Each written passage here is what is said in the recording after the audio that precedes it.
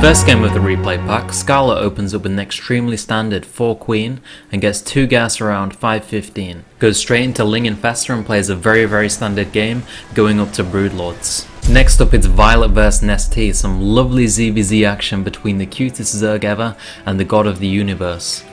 Nestea opens up with a Roach Ling pressure build just like the good old days to force Violet into building a lot of spines. Violet defense goes mutas but doesn't get much done with them. After all of this, Violet is sat on 2 base for a long time in Roach, Hydra and Infestor wars, but somehow manages to win and engage and come back. Game 3 in the replay pack is Gosford Sir against MMA. I know what you're thinking, Gosford Sir must get steamrolled. Gosford Sir opens up with a very interesting variation on the old Roach Bane with 2 queens in the mix to deal with banshees.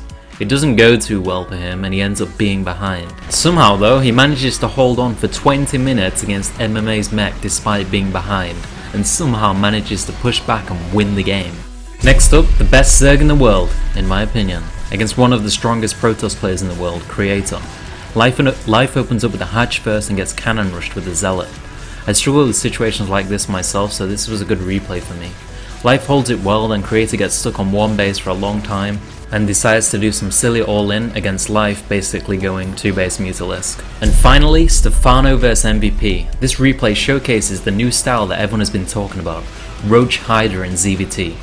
Personally, I'm not a convert to this style yet, but I'm trying to stay open-minded.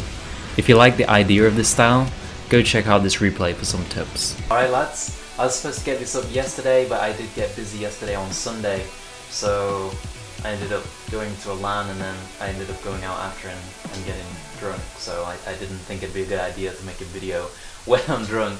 But I hope you enjoy these replays and you can learn some things from them, because that's what they're there for. Thanks a lot guys, much love.